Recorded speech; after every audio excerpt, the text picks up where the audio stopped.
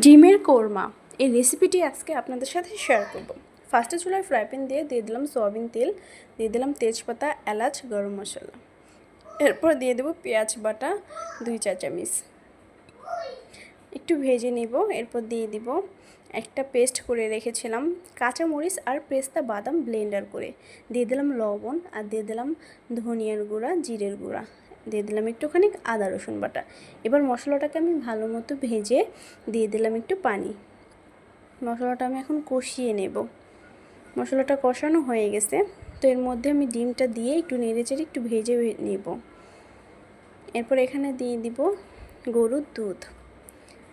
এবার আমি জাল করে নেব, মিডিয়াম আঁচে জাল করে পানিটা শুকিয়ে নেব।